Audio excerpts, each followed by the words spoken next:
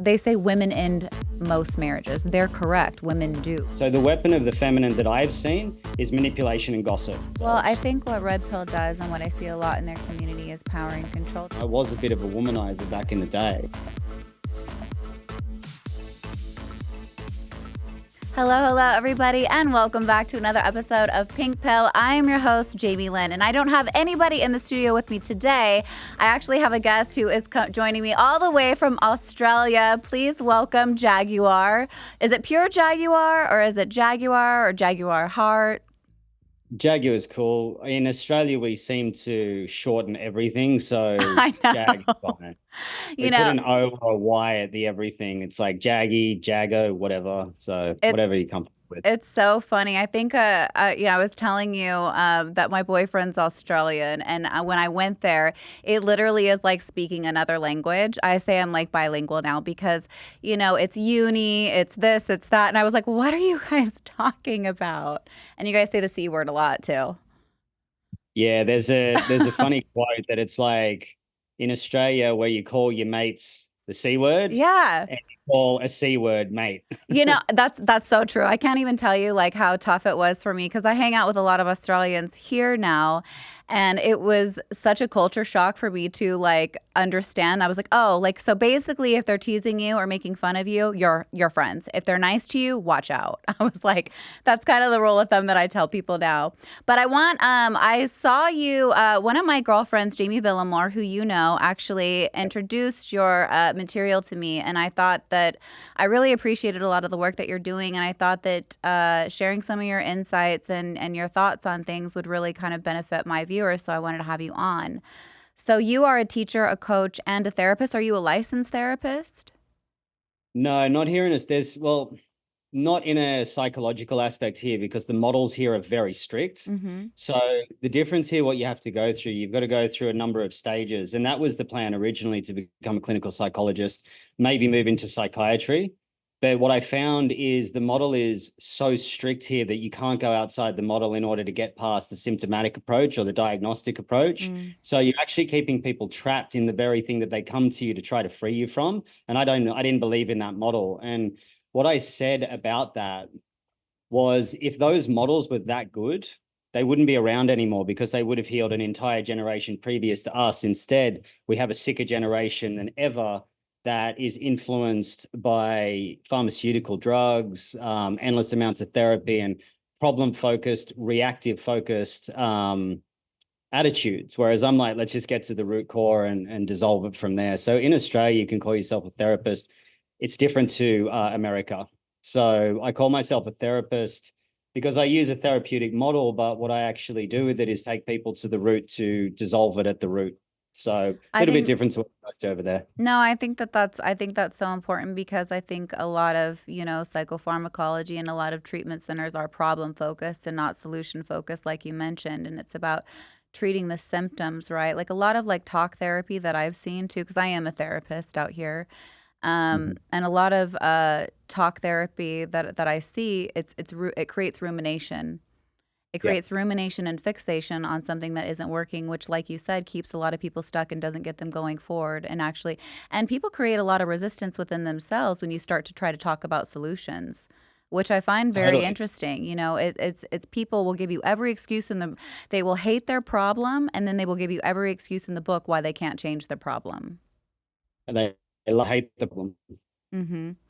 Well, I wanted. Sorry, I think the connection kind of cut out there a little bit. In your bio, you say that you are, traditionally masculine. And there's so much, are you familiar with kind of Red Pill and, the manosphere and stuff like that? There's a lot of rhetoric going around in that community saying that men have lost their masculinity and that men are becoming more, feminine. And I wanted to I was hoping that you could kind of break down what traditional masculine is in your opinion.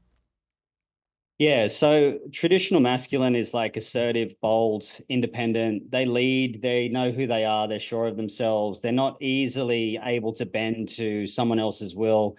There's a level of strength, there's an aspect of stoicism, groundedness, and being empty and being still, non-reactive. Whereas we see that in today's modern society, they want men to be talking about their feelings all the time. They want them to be more nurturing, more compassionate, which these aren't inherently bad traits. But if it swings without having a masculine grounding, then you're going to start to become unstable and needy. And that usually comes from a type of mother wound.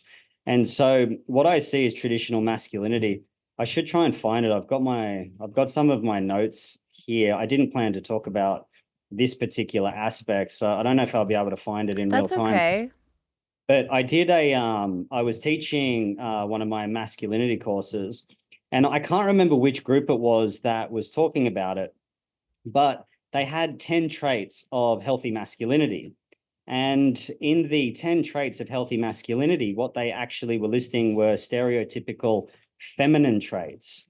Now, why this is an issue, actually, I've got it right here. So I'm going to read it for your audience because I want to create context here because this is super important.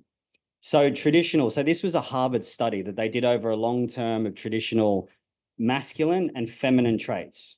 So the typical stereotypical masculine traits are self-reliant, assertive, competitive, influencing, confident, analytical, brilliant, decisive, independent, individual, self-promotional, risk-taker, separate, leader, context independent, and bold. This is Harvard, by the way. Mm-hmm.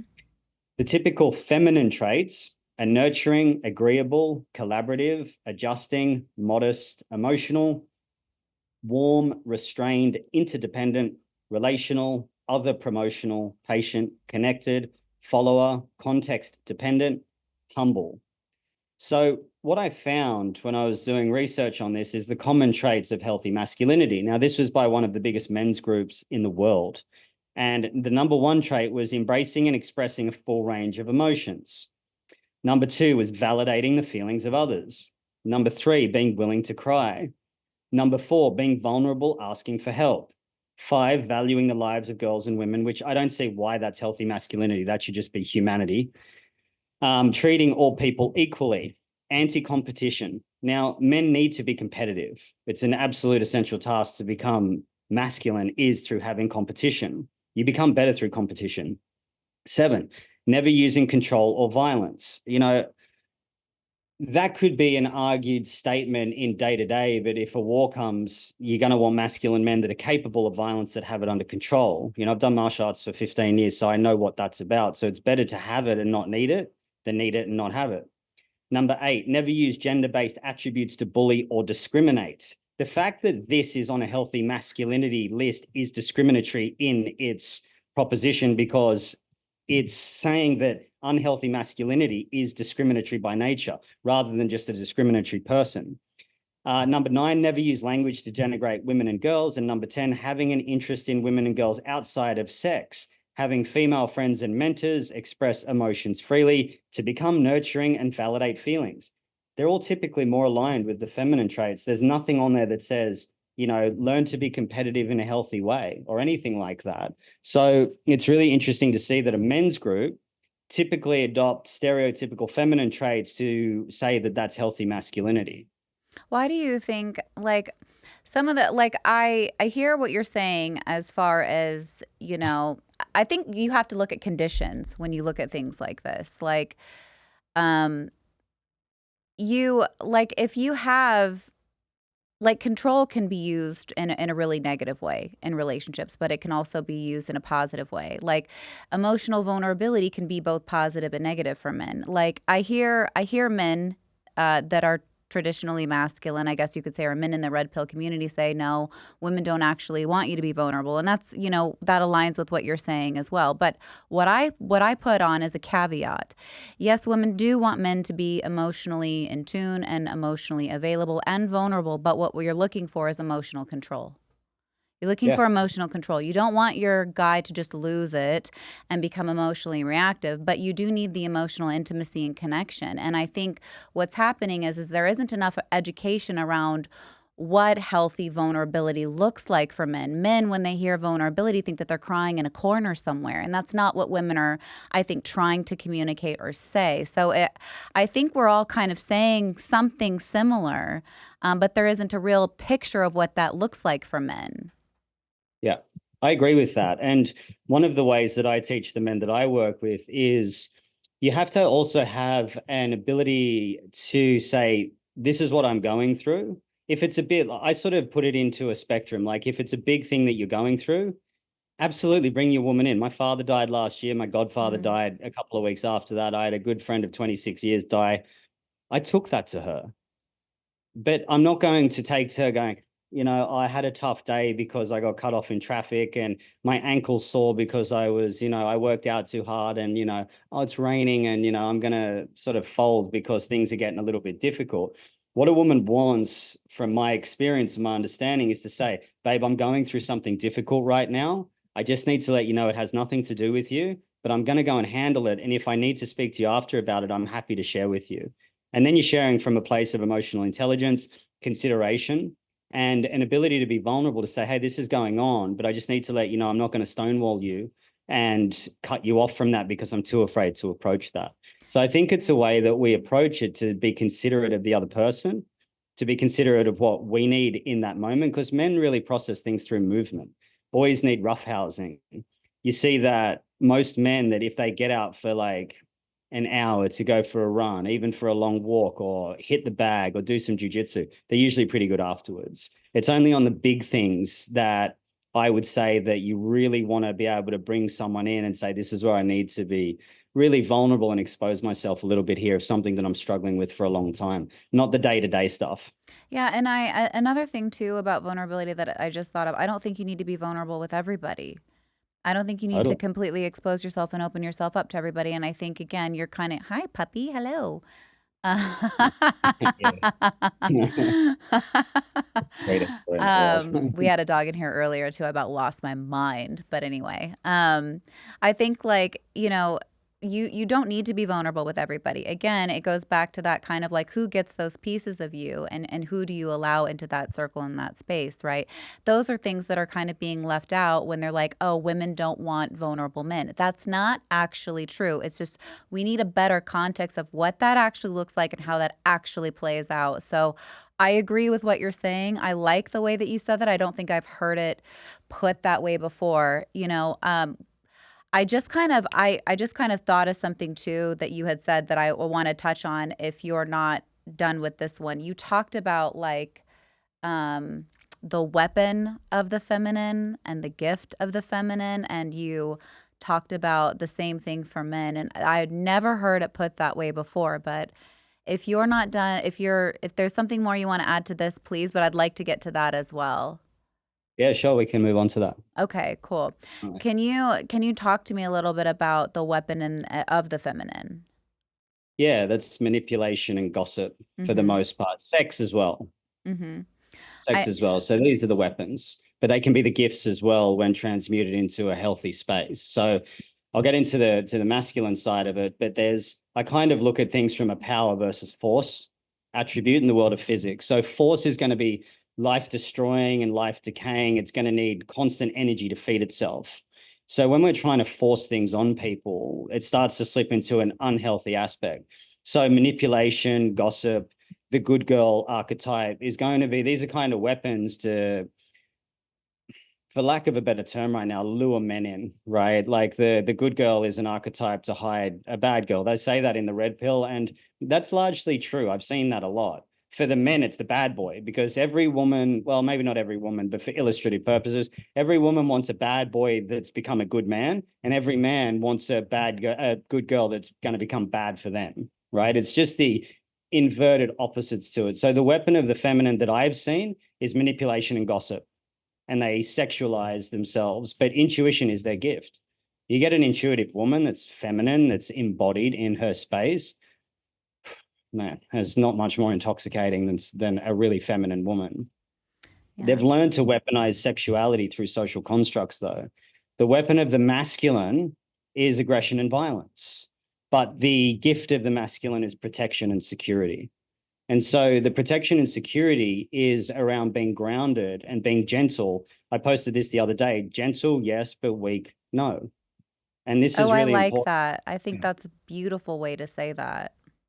Yeah, to be gentle, gentle, yes, but weak, no. Be capable, but don't use that against people that, I don't like the term, that are weaker than you, but that are less capable of holding themselves in that energy. So aggression and violence, where necessary to protect. Outside of that, leave it, wrestle with your mates, do jujitsu, box, whatever it is.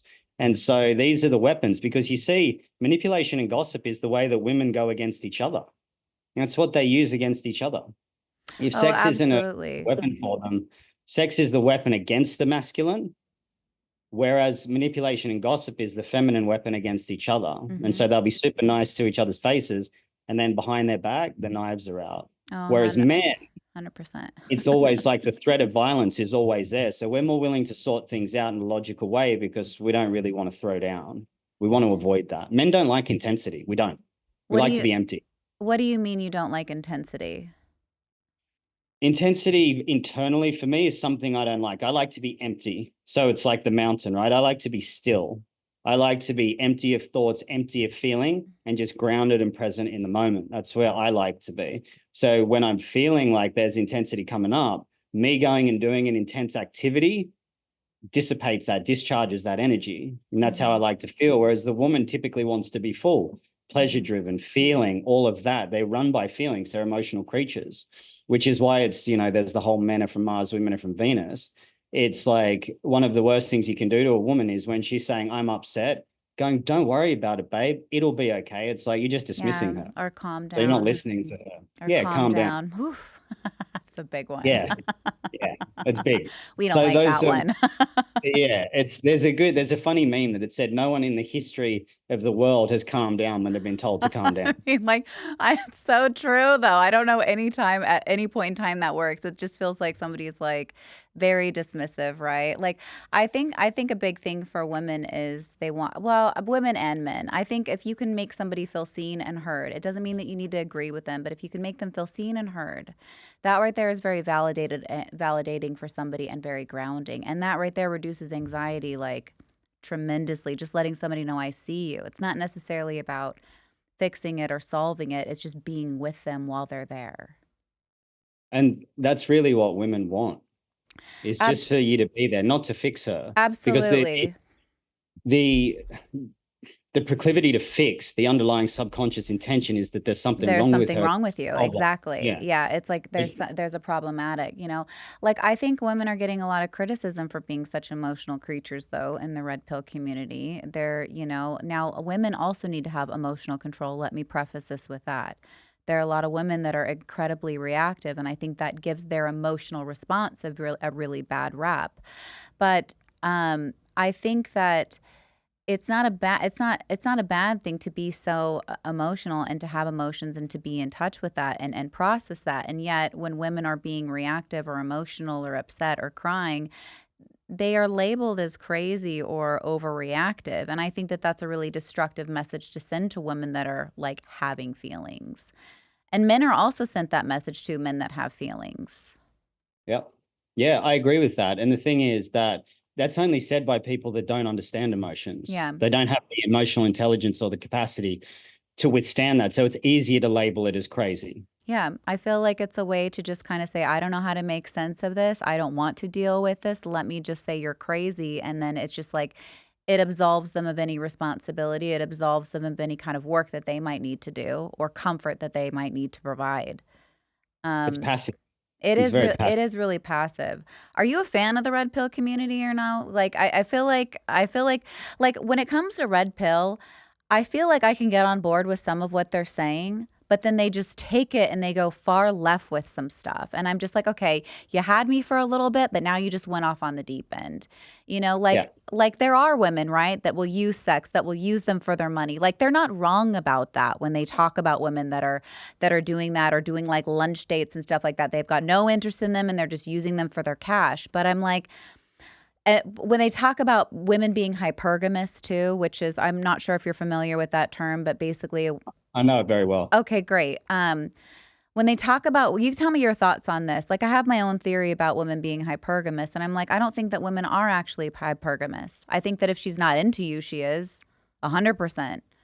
Yeah. Yeah, she's going to be dating her equal or up because she's not into you. But when you throw love in the mix, I really feel like women are really ready to be that helpmate for a man. They're willing to go through the tough times with him. They're not so like there's an attachment there and a love there that is like that woman doesn't want to share that. You know, she wants to build and grow with somebody that's comforting for a woman, that feels secure for a woman, to a woman that's actually in love with you. So I think their theory on hypergamy is kind of whack.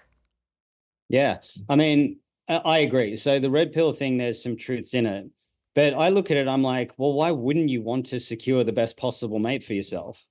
Like, why Yeah. wouldn't you? We just do it in different ways. Women, it's more security, and men, it's more biology, right? So fertility and sex, there's an aspect to it. But the one thing I just don't agree about all of it is that no one really talks about, which I've spoken about for a while, is that they only talk about biology. They don't take morality at all into it. And morality is the thing that will trump biology a lot of the time when someone becomes more intelligent and more conscious.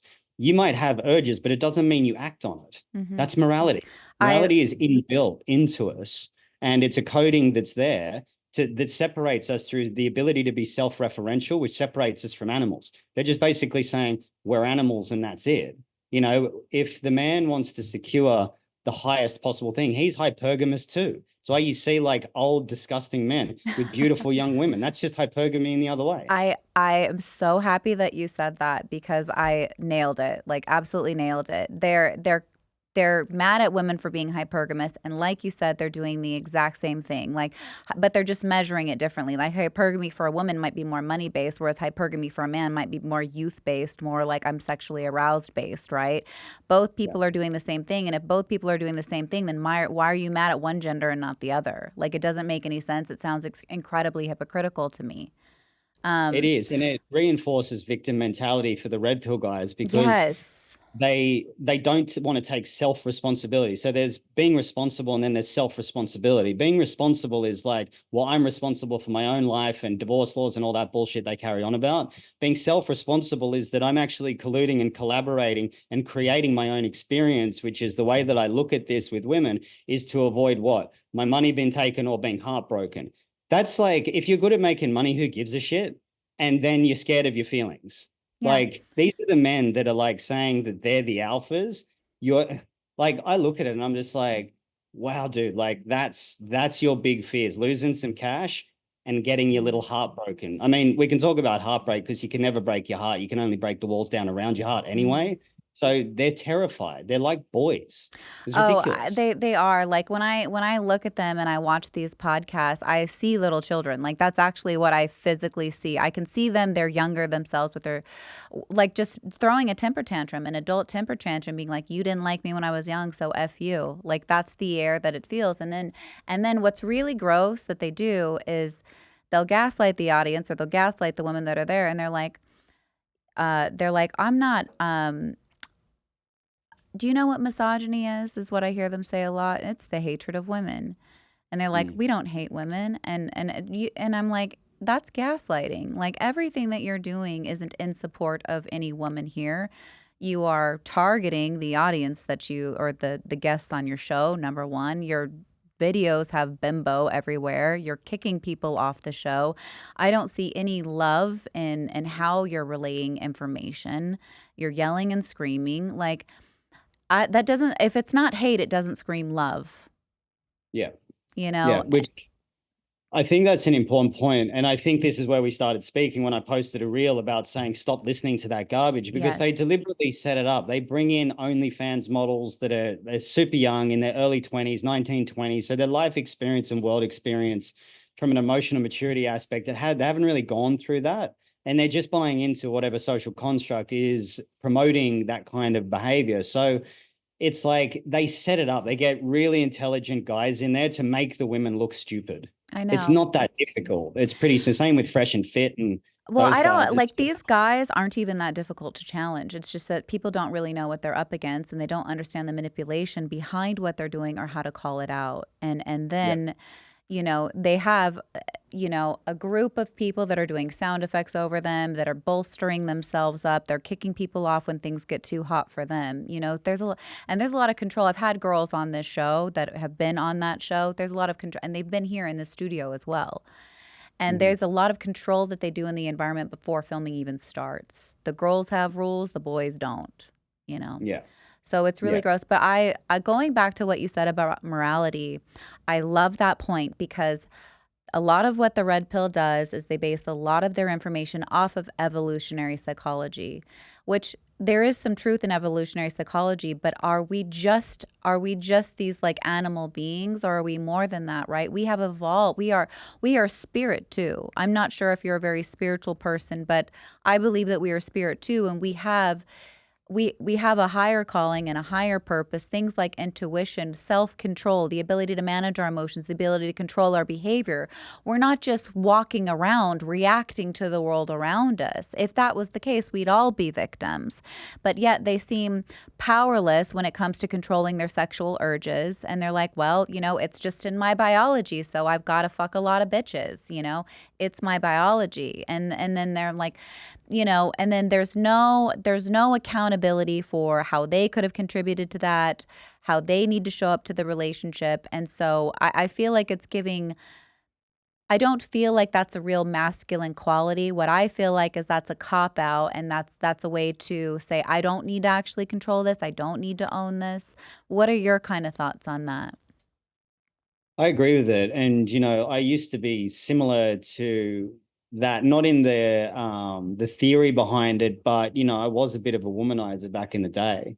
I was very honest about it, but I bought into all of that stuff. I was in the investment industry and just lived that life. And then as I got out of that and got into this work, I saw how unhealthy that actually was and that I couldn't control my lust. And so I became pleasure driven. So essentially, that's effeminate behavior. They're all very effeminate, in my opinion. I saw a podcast with Rich Cooper the other day with Sovereign Bra and Mike Pantile, and he just said, just enjoy the decline. Like, is there anything more passive than that, to just enjoy the decline of society instead of stepping up and saying, no, I'm not going to let this happen and be a man about it? That's what we're here for. So Hmm. I think that a man needs to get his lust under control, because otherwise he's just pleasure driven and that's that make money, fuck bitches kind of attitude. And it's like, Well, then you're just really like an animal. Well, right, but also like what's the end game here? Like I want to look at these things like long term. Like what are you actually trying to gain? Like most men are trying to connect that to some sort of fulfillment or happiness, right? Like that would be the emotional kind of reward, I guess, or pride, or these kinds of feelings this void that they're trying to fulfill. But Yeah. yet that in and of itself lasts about, it's gone, it's gone as quickly as you get it. And there's no longevity, nothing. Like there's always like a dependency. So it's like you're always going to need more, more, more, more, more. And that never ever fills up their cup. Like they could have the most beautiful girl. You could have a girl that has like the most money, but we know that these things don't actually generate happiness. We know that these things don't actually they can create temporary moments of pleasure. They can make life easier. They can give you small increments of reward, but it's fleeting. So it's Yeah. like by coaching men to get girls to do these tactics like nagging them so that they, seek your approval. What is the end game here? Is it just so you can have sex, or are you actually trying to teach them how to form and have a loving connection or a healthy relationship? That's not something I ever hear them say. It's sex related, not are we looking at having a healthy relationship? Are we looking at helping people, not hurting people? Yeah, and that's a great point, because what it actually is, it's trying to fill the void inside, because what they've actually got is a negative emotional attachment, which has now become some sort of addiction. So there's a couple of different negative emotional attachments. One of them is deprivation, there's denial, there's control, there's criticism, there's being unlovable, there's abandonment, there's rejection, there's humiliation, there's betrayal and victimization. These are the 10 addictions that I've seen that we play out, which is from 3 stages in childhood. The first is the first 18 months, where we get deprived of something. Usually it's being breastfed, which is the first nature of deprivation. And so if we're feeling deprived, we don't know what it's like to get our needs met from women. So we're constantly trying to fill it up because there's a void inside of us. And that's going to try to be achieved through filling it up with some type of junk behavior, which only then reinforces the fact that I'm not lovable, or I should be abandoned, or, I was deprived as a child. So that's my actual language of love. And that I can never fulfill on that because it's always going to be egoic based.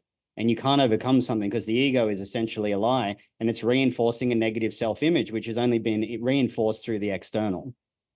When you say like the ego is a lie, can you explain that a little bit? Sure. So the ego is going to be formed in like a negative structure. So it's the operating software of the psyche, and it's always going to be based on I'm not enough, or I'm not loved, or I'm not wanted, or I'm powerless. That's a lie. Mm-hmm. It's a complete lie. It's all a fabrication. We like I love that you said that because none of us were born believing that. No, well, None of us ever bought into that when we were young or when we were babies. Like there were these moments in our life where somehow, some way we started to believe a lie, right? And the battle is kind of uncovering that and then going back to a place of healing. Um, I think, I think it's really sad what I see happening with the gender roles, and that's why I really wanted to kind of create this platform because I think I think that there's such a negativity and almost like a battle between the genders that I see just on social media where it's like men versus women, and it's like we weren't designed to be against each other. We were designed to complement each other. And it just seems like it's created this like let me rag on the other. And I want to create conversations around how we can have healthy connections with each other and how we can heal, how women can step into their feminine and how men can step into their masculine and really heal those wounded parts of ourselves.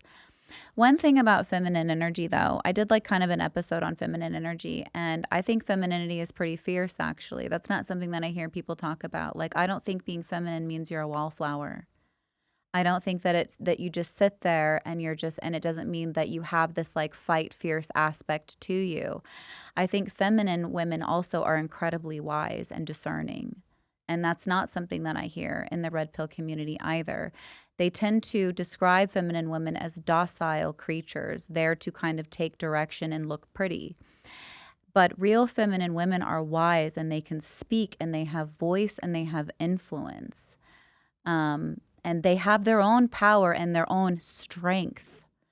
And so I think it's important to like connect strength with femininity as well, but it presents different than masculine strength. Like obviously our physical strengths are incredibly different there. Absolutely. And it's a good point because the red pill is all around ruling by fear, which is tyranny. Yes. Yes. Whereas real masculine leads by inspiration.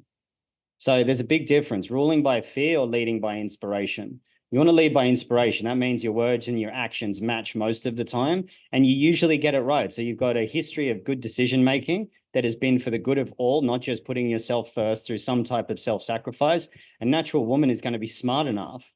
A natural woman, a feminine woman is going to be smart enough to identify that and go, he's got this handled. I don't need to compete with him.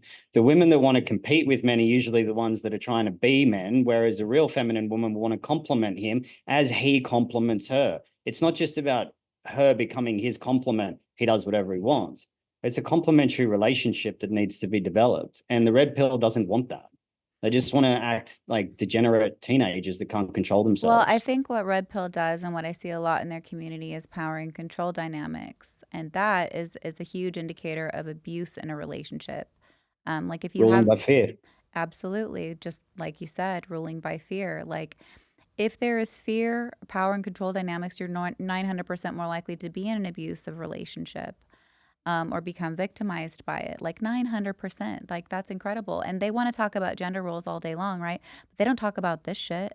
They don't talk about this Mm. stuff, the abuse in relationship, the abuse of power in relationships. And that goes both ways. I'm not just talking about guys doing it to girls. I'm talking girls can do it to men as well. But they like that's a huge thing. And yet they don't talk about that. They want to talk about make me a sandwich. Like, pfft, this is like kid play to me. Like they're not here to really actually work on anything. What they're here is to push an agenda of I want this my way. I'm not here to like, they are like, I like the word that you use, passive. I didn't ever Mm. see it that way before you said that, but it is passive. It's a real passive way to do relationships. And I tell women this all the time with guys like that. I was like, you need to actually be able to have the wisdom to discern if they're an actual leader. You don't Yeah. just follow somebody because they're saying something. Like, do they have good judgment? Do they make good decisions? Are they kind and are they loving to you? Yeah. You know, like you're not just going to default to somebody that's going to rule with an iron fist. Like, who would do that? That's not a wise move for a woman to make. It's tyranny. Yeah, it It's is. tyranny. And it's an interesting point with that because that's idolatry Mm, as well. You know, when we fall into worship and idolatry, we have that kind of like in these, you know, in more of the narcissistic spectrum where there's this self-aggrandizement, which a lot of people in that red pill community are like that. hmm You know, there's a lot of strong narcissistic traits and psychopathic traits that I see in that, Yes. where it's demanding to be worshipped without really any qualification to say why you should be, you know, and they think that women should just worship men and follow men just because you're a man. And it's like, I wouldn't follow any of those guys, none of them, you know, Oh my especially, God, no. especially what I saw recently with Rich Cooper saying, oh, just enjoy the decline. I'm like, I don't want that motherfucker next to me if shit's going down. Just enjoy the decline. Are you serious? Mm-mm. Like, I couldn't believe that. I had a bit of respect for him before that. And some of the stuff that he said is pretty accurate. But I really couldn't believe that. I don't really watch his stuff at all anymore. I watched a little bit of it in the past.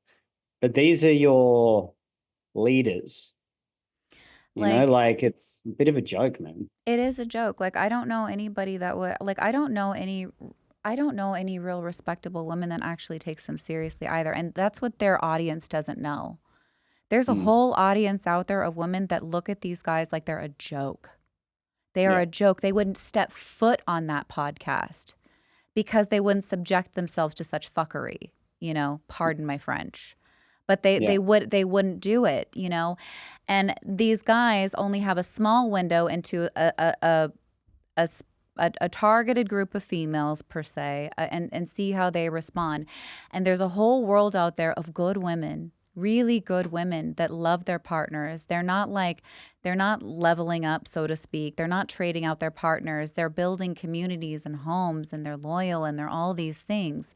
And that is more often the case than what they're preaching. These men, their biggest vulnerability is this: they're speaking through a lens of pain.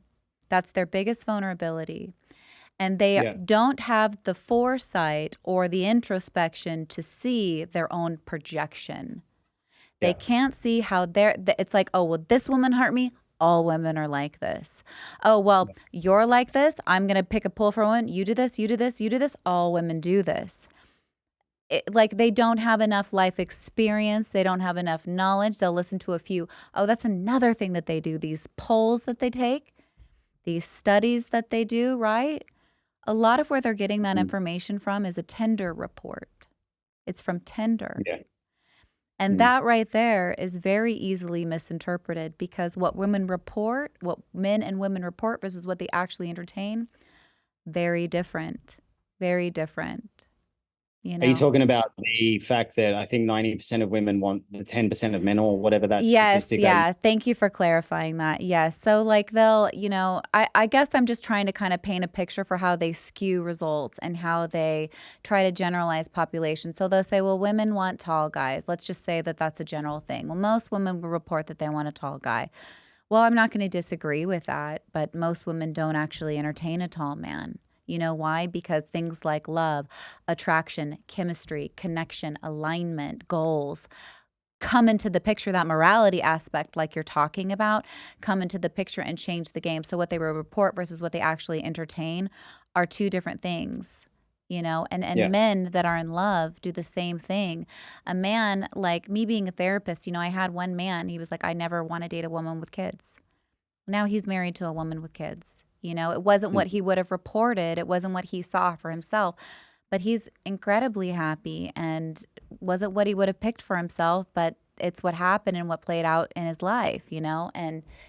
And you know, though that we're missing that translation. That's what gets lost in translation, is how things actually play out in the morality, like you were speaking of earlier, how that influences what people actually entertain versus what they report. Yeah, absolutely. And it's like, there's so many factors taken that Hmm. aren't taken into account. I mean, it's like, I mean, I always say that, if I don't use dating apps, I've never used them. I never would use them. I just believe in like the right person's going to come along at the right time. And I always say you learn hard lessons in the school of kindergarten. So kindergarten is like kindergarten because it's like a bunch of kids running around trying to get attention. And what it's creating is this like next model, which is Mm, promoted by the red pill. And the counter to that now, which I'm seeing, is trad culture for women. So the promiscuous, alluring, very sexy woman that was promoting herself, red pills now said, oh, we want trad culture, virgin style things, whatever they say. So now what we're doing is, rather than saying really deep behavioral change through deep therapy and deep work on themselves, they're just going, you know what? I'm going to get my sundress, bake some bread, and then lure in the same men that I can't get because over sexualization isn't working. So that was a weaponization of sex. So now what am I going to do? I'm going to go preach chastity. And then chastity and being a Puritan is now the way I weaponize sex. mm, So it's not providing any solutions whatsoever. It's just creating more division and more inability to be able to approach these issues with a real world application and say, well, what's actually right for me? What sort of person do I want to be? What do I need to work through? And how do I need to get through it? Instead of, let's just be Epicurean in like the fall of Rome and just have orgies and sleep with everyone and be obsessed with gender wars and just break the world into what it's already been broken into before, which is degeneracy. hmm.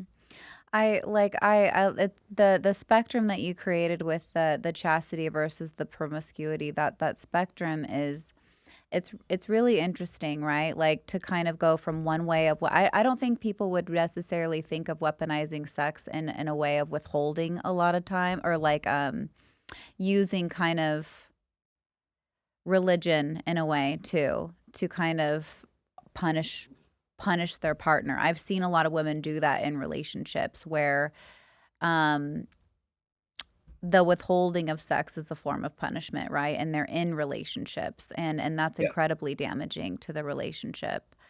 Um what do you think, like, what do you think the balance is for, like, have you ever worked with anybody that has done that? And like, have you ever kind of tried to counsel them through that? That's switched into trad culture. Mhm.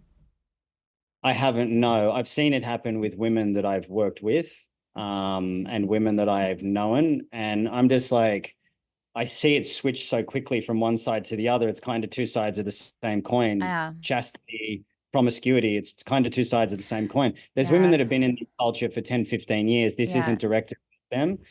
This is more like, okay, this is the new flavor of the month. And if someone's willing to switch that quickly, likely they're going to switch very quickly later on into whatever's the next flavor. It's a very subconscious tactic. I find, I don't think a lot of women would do it intentionally, but if the strategy is not working, you need to adapt, and that's where some of that unconscious feminine manipulation may come into play. And I've seen women that I've worked with that, like, I could very easily see as having borderline or strong narcissistic traits switching into that space. So I just kind of like to bring awareness to it. I don't think that it's every woman switching over. There are genuine people that do it, that have a coming to Jesus moment. I'm just saying to people to just to be wary of it for the moment, especially if Yeah. they've been, sex workers or OnlyFans girls that are now doing that. And then especially if they're promoting it. And I think they were celibate for, a couple of years before that to kind of prove that, then I'd say that, I'm not against it. But I'm live and let live. Do what you need to do, live your life if that's the way you want to live. I'm not any person to say that you can or can't live a certain way. Um, yeah, I'll leave that part there. I know that's kind of, it's kind of a loaded one, but I do see that happen. I do see that happen in the porn industry. That's usually where I see that switch. Mhm. Where there's like a lifestyle that they left for a long time, and then usually there is something radical that happens in their life where they are aging out, or this no longer serves them, and then they switch directions. Now, I'm not saying that's everybody, but I'm saying, I'm using that as one example of how I've seen it weaponized. Yeah. in the other direction. I'm all for people changing, directions and doing what works for them, but just giving you an example of how it can play out. Yeah, Um, one of the things that is also for, sorry, Jamie, no, just quickly, is watch behavior. It's really simple. Just watch the behavior of someone. If someone goes to Christianity or trad culture, whatever it is that's their flavor, if their behavior doesn't change, then it's just new clothes. If their behavior genuinely changes over a long demonstrated period of time, they've probably changed. that's a really good point to kind of tell the difference, because anybody can act right for a little bit, right? And I think you want to see it across multiple settings and in multiple areas of their life. If there's a real like kind of spiritual change, right? It's not going to be just be in that area. It will be in how they treat people. It will be in how they treat you. It will be in how they treat themselves. You will see it across the board. It won't just be in one selective area. So it'll be consistent. You'll see a pattern of behavior, like you said. So that's a really, Absolutely. really good distinction to make. You said something, I kind of wanted to ask you this because you're a guy. I heard somebody like came into my DMs one time. I've got a lot of keyboard warriors on there, and this one guy had said I was talking about monogamy, and red pill is like it's not realistic for men to be monogamous. Like you shouldn't expect it from men, especially not the top 1%. And I wanted to ask you what you think about that. Again, it's morality. It's morality. Like, if you're going to do something that's going to hurt someone else, why would you want to do that if you love someone? To satisfy some biological need that you don't have control over? Is that it? I mean, it's not hard to sleep with a lot of women. It's relatively easy if I that's think what it's you hard want to for do. them. Probably for them, yeah. Yeah, I probably, That's why they have a yeah, podcast. yeah. So, it's like, how do you define a top 1% man? Based on that female delusion calculator, I'm like Oh, 0.02% or something like God. that, which again, it doesn't take into account morality. Like, Yeah. have they actually gone through and worked on themselves? Do they have a spiritual foundation? Do they, have they worked through their childhood trauma? Have they got their emotions in check? Like, what's actually the level of consciousness that these men Yes. display? It's not hard to make $500,000 a year, go to the gym, eat right, train martial arts, and be able to beat someone up. That's pretty easy. If that makes me top 1%, that's a pretty fucking low point of entry for me. That's not very Ooh. difficult. Oh, I love that you said that. It's so true though. Like when you frame it like that, it makes me look at it so differently, because they look at these things like they're these huge successes and these huge achievements, and you're looking at it like that's your baseline. Like Exactly. that's your bare minimum. Crazy. Yeah. It's crazy. It's easy to get expensive cars and expensive watches. I've got that. It doesn't mean Well, I'm a top lot of these 1%. a lot of these guys too don't actually have these things acquired. What they have is a false front. We call them like $30,000 millionaires, right? Where they're like they might have a nice car, but they're in like, they're in $50,000 worth of debt, all because of the 100%. Yeah. image that they want to, project and display. They're peacocking. And like some of those tactics that the red pill teaches can work, right? But it won't secure you an actual partner. And here's the other thing too that's really important to point out. When they're teaching men to get all these gains and get all these money so they can get girls, expect to attract a gold digger. That's what you're going to get. 100%. Like, and then don't complain when she uses you for her money, for your money, and then wants to be hypergamous. Like, don't complain because you set the tone for that. You said, "This is what I'm showing you."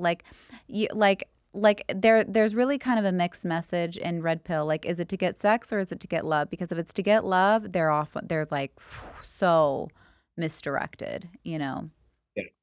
And I it's the same. It's like that narrative. It's what it's doing is it's breaking apart like traditional things. I do believe marriage. One thing they don't talk about is they go, marriage has a 50% failure rate, which means by virtue of that, it's got a 50% success rate as well. mm-hmm. So they're not framing it in that way that, you have a 50% chance of success just by being in it. If you look at like the destructive way that marriages break down, if you have a look at it, most people stop making an effort after 5 to 7 years. So it's like, how much do you care about the person? How much you invested into it? Do you look at your investments and actually take it from a place of going, I'm going to go all in on this and really try to make it work? Most of those people give up, I and it's, so yeah, go on, Jamie.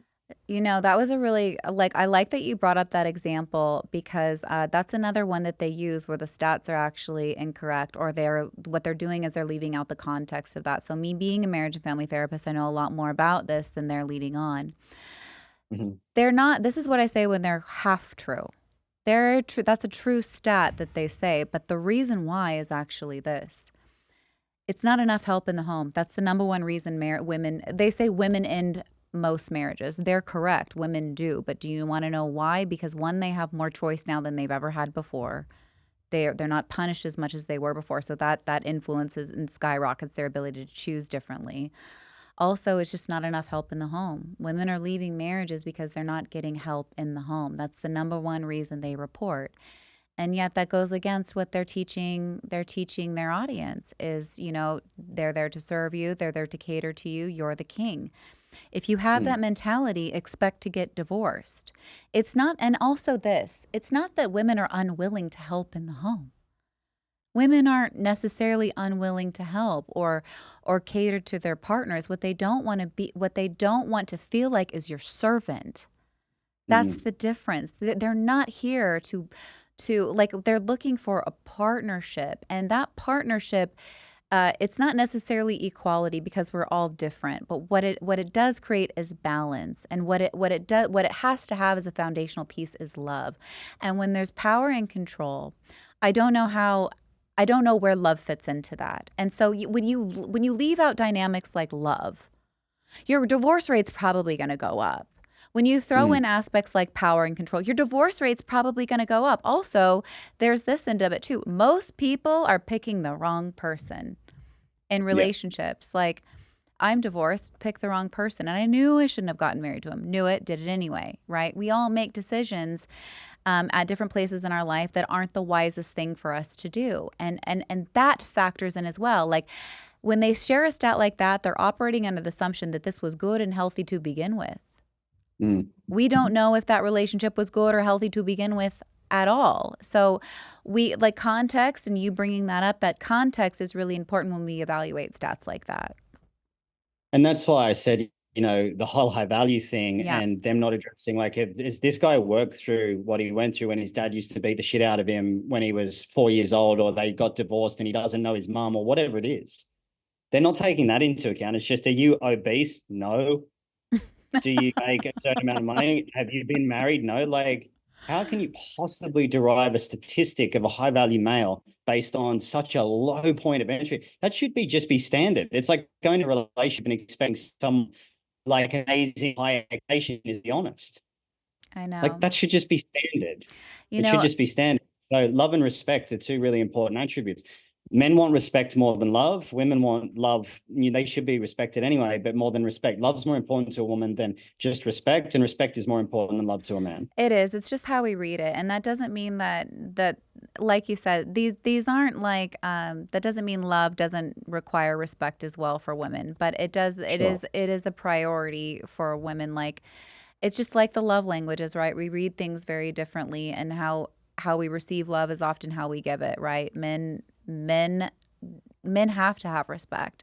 That's a fundamental need that men have, and wise women know that. Wise women know Yeah. that.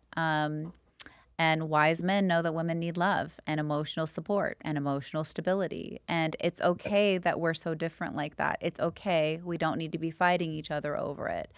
And we don't need to be knocking each other down for it. But what we do need to be having a conversation about is what are the conditions? The conditions have to be healthy. And in order to have these traits thrive, like, I can't ask a woman to be vulnerable if she's in a power and control relationship. Like, that's a good way for her to die, you know? Yeah. Like these things are just like the context is important, the story is important, what these relationship dynamics look like, it's important. A lot of these men, unhealed, wounded, look like scared little babies to me. And there's nothing masculine about it. And I think I always say that I think people misinterpret masculinity for aggression, but you kind of put a little caveat on that for me when you talked about um, like the weapon of the masculine. Like, and I was like, okay, like that's a different way for me to kind of look at that too, because it is, I guess, masculine, but it's weaponizing it. Yeah, totally. And it's important to delineate that between what an asset is and when someone's weaponizing it. So it's, I've done Brazilian jiu-jitsu for 8 or 9 years and boxed for years and all that. So I can handle myself. It's all good. And I still train to this day, but it's like, I'm not going to walk down the street and put someone in a guillotine choke because I can, or I've had a bad day, or someone beeps at me and I get out of the car and try to have a go at them. It's like, no, I've learned that lesson a long time ago. And so I've got all that under control. So it's a weapon I can use, but there's a difference between a weapon and a tool. When you transcend the idea of having it out of control, it becomes a tool. When you don't have it under control, then it becomes a weapon. I love that. That was really good. I want to switch gears a little bit because I know we don't have a ton of time left and I'm trying to get as much out of you as I can. I saw a lot of your Sure. videos and I thought you're very knowledgeable. Um, you mentioned heartbreak, and I kind of wanted to touch on that. I saw a clip that you did where you were talking about a breakup and kind of forgiving your enemies and that kind of process. And then you mentioned like you can't break your heart. You mentioned those kind of two things, and I don't know where you feel comfortable starting with that, or if that's something that you're even open to talking about. But I'm kind of curious about it. Yeah. So I used to say heartbreak was heart opening, but I kind of changed my stance on that because you can't break the heart. That's the thing. You can only break down the walls that have been in place around the heart to protect you from something. And that protection will have been placed there in childhood based on the language of love that you learn. So I was given a lot of beautiful women in my past that were gentle and nurturing and sweet and kind. But I grew up with a mother that was fairly vicious, in the way that she raised me. And so it was never going to take someone that was sweet, kind, and gentle to be able to really break those walls down. The walls were so thick around my heart and so impenetrable that I needed someone that was as powerful with the opposing force to come in and just to it with an axe to break me open. And she did through, I don't want to list the traits because I have so much love and a gratitude for this woman because she freed me. She freed me into unconditional love, to know what it was like to go from like a codependent state to an independent state to an interdependent state, where interdependency is where you see the connection to everything, where you feel connected to everything and they don't have any enemies. You don't hold grudges. And then you can see the gratitude and the gift, because she didn't break my heart. I broke my own heart, but it was what I was breaking was the fear that was around my heart. Fear will break its own heart, but you can't break your own heart. Like, as far as I know, the heart's the only organ that doesn't get cancer because that's the center of Mm. love. All you Oh, can do is wow. protect what's around that. Yeah, it's quite beautiful. And so it's what's around that. And because I grew up, I wasn't allowed to really go into that. And so God sent me a gift in this woman. And when I was healing and going through and discharging the energy from my body, from around my heart, I got through a message that said, was from God, that said, I sent you an angel disguised as a demon so you could discover what unconditional love is. And as soon as I finished that session, I sat on the couch and I wished nothing but the most beautiful, amazing love for her, that someone comes along and loves her in every way that she needs so she can have the experience that I did. And Mm. that's kind of my take on heartbreak. It was such a profound, the most profound experience I've had in my life, and I've had a lot, and this including a near death experience, and this was the one. So Wow. it's never about breaking your heart. You can only break the walls that are around your heart, and that's my experience of it, and that's landed true through experience unconditional love, and that's just ever present for me now. That's such a powerful experience that you had, and thank you for sharing that. I think that's a really interesting reframe on heartbreak. I've never heard somebody like say something like that, but it's definitely making me think about it for sure. Obviously you're a very like spiritual person. You're like in tune with God. It sounds like you're a praying person, and I am as well. I heard you say something that really rang true for me too, and maybe we can kind of end with something like this. But you talked about, I think I don't I heard you talk about praying for your enemies. And I want to know Yeah. kind of like, why did you do that? And what kind of like, was that difficult for you to do? Was that a decision? Like, what kind of led you to that point where you had to do that? It was extremely difficult because of the resentment and the anger that I felt towards people that had betrayed me, hurt me, gone behind my back, done all of that stuff. But I thought if I can find it in my heart to pray for them, praying for the people I love is easy. But what that developed in me was a language of connection where I'm like, I want this person to find God so they don't do that to other people, so they don't hurt other people, so they don't have to go down that path where they feel they need to be manipulative or sly or go behind someone's back or betray someone because they're okay in their authentic expression. And so I had a near-death experience 15 months ago. I woke up, my health got really bad from my situation in my life where a lot had gone on and the amount of pressure that my body was under, my heart was suffering, my brain was suffering, my blood was like way too thick, and it was just creating a host of problems. And I woke up seizuring in the middle of the night, and I felt like my body was being like Velcro, like being pulled apart. Oh, wow. And so this was the first time I really moved into prayer, and I started to pray to God to take me home. I said, if this is it, just take me home. I'm ready to go. And everything went white. And then Jesus appeared to me. Now, he didn't say anything. It was just absolute peace. And then I was back in my body. It was like a boom. And then I was back in my body. And I was kept shaking and whatever. And nothing really happened after that overly profound, except I felt a little while after that, the presence of God. I was kind of against the word God for a while. I didn't really have a relationship with it. And then this started to get me into prayer more and more. And I started to pray. And it was like, prayer is quite beautiful because you get to speak the truth of what's in your heart at the time, not to necessarily get some response from some man in the sky or however it's depicted in some of the ancient cultures and scriptures. But it's more of like a relationship that you get to develop within yourself through the connection to something higher, something more, not more, but something that's perfect. That's what I experienced in this field of white light. And what I started to do was the people that had betrayed me or hurt me or wounded me, I started to say, I hope they can have a connection like this, because I felt the presence of God. I know what that feels like. And I want others to feel that, because if you can pray for your enemies, then you don't have enemies. Then there's no division anymore. There's interconnectedness. There's no more separation. Separation is the root cause of every issue in our society, is the idea that we're separate, and separation drives defense through the maintenance of the identity that I've created in order to maintain separation. And so when I started to pray for my enemies, what I saw was not the differences, but the commonalities. And this is where I talk about love and hate. Love and hate have the same motivation. People think that I'm a bit nuts when I start talking about this, because love and hate both seek to unify. And people get a bit funny here. I'm like, they both seek to unify. How? Because love says, I see the commonalities in you and I want to be close to you because we're similar so we can unify. Hate says, I see the differences in you and I want you to be the same as me so we can unify.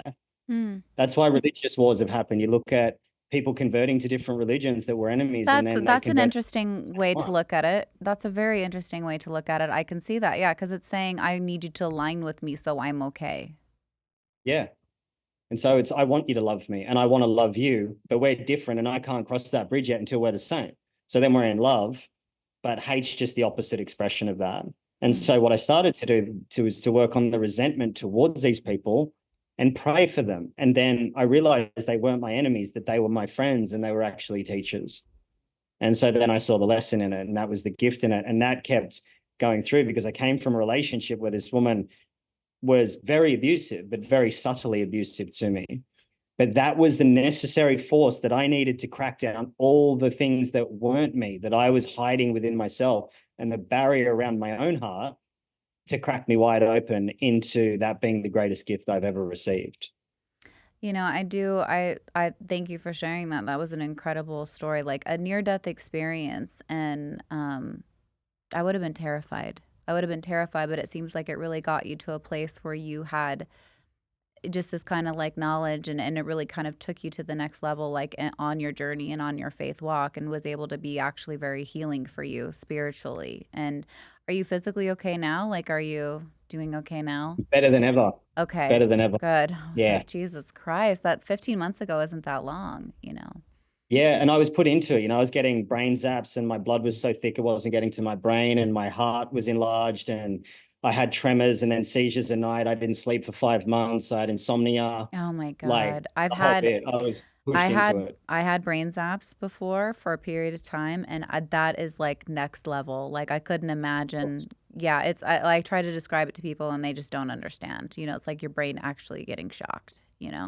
Yeah. And Um, during that time, what pushed me further is my father died, godfather died, another friend died, ACL tear, meniscus tear, back injury. And I was still showing up to sessions and doing my work and all of that. But it was just the life was being drained out of me. If you look at mhm, videos from me from 14, 15 months ago compared to the one I posted yesterday and this one, I'm a different person. And mhm. so the vitality's come back, the life has come back. And so I had to be pushed through because I teach men develop resilience and capacity as a man. Be careful what you ask for and what you I teach was because just I was gonna I was just gonna ask you, like, I think sometimes like what you ask for, God will give you, but usually there's a lesson to be learned. And I think the very things like I think at least in my own life, I know the things that I have authority and power over are the things that I have personally had to overcome. The only reason I have authority in those fields is because I went through it, lived it, overcame it. yeah, And so I think that those trials are there to prepare you. And you don't get strong by sitting on the couch, you know. exactly. So it's Exactly. just like usually there's a trial and a test that comes along with whatever the greatness is, whatever the calling is, whatever your purpose is. I think forgiving enemies. I don't know how we kind of got here, but I like it. But I think forgiving enemies is incredibly important because it releases your attachment to it. It releases like it when you don't do that, there's a bondage and an energetic attachment that's maintained with that person and it keeps it alive. And I think that long term can poison your body. I think that it can poison your mind and keep blessings from entering your life. There was one scripture in the Bible that always stuck out with me. It said, if you don't forgive your enemies, I won't even hear your prayers. And I was like, oh, I don't want that to be me. I don't want that to be me. So, Forgiveness is a interesting one, just while we're on it, because the word is forgiving. It's forgiving love to that person, right? mhm, And so what I realized is when you forgive your enemies, you'll realize that there's nothing to forgive at all. There never mhm, was, because they served a very valuable purpose. And in that and through the difficult things, most people, I sat with a friend after I'd released this, and he said, mate, what you went through, most people would never heal from in their entire life. And so I was given this beautiful gift in the form of this former partner that took me to death, that took me to the absolute line, so I could come back to help people see that these people that have hurt you, if you see it, like God said to me, I sent you an angel disguised as a demon so you could have this experience. If you can get to that point, you know what unconditional love is, and that's the greatest gift that you'll ever get. yeah, I don't think I'm there yet, but you're I'm inspired. Yeah, I never thought I'd get there either, but it's funny. My mate was asking me this morning. He goes, "Unconditional love of what? To self, to others, to whatever?" And I said, "Those are redundant questions because when you're in that space, that doesn't exist." Well, that's a good way. Yeah. Yeah, like I mean, definitely I think when it comes to something like that, it's an evolution for people and hopefully people can get to a place where they're at peace with anybody that's hurt them because I think it's an important part of their healing and their own journey. Um, Yeah. Unfortunately, we are going to have to close here today. I want to thank you so much for coming on. I feel like there was so much more that I could have talked to you about, but we only have a small window of time. But thank you for showing up today, for taking the time to share your story, to speak with me all the way from Australia. I really appreciate it. I know you're like a day ahead. But thank you so much for coming on. Can you tell people what you're up to and where they can find you?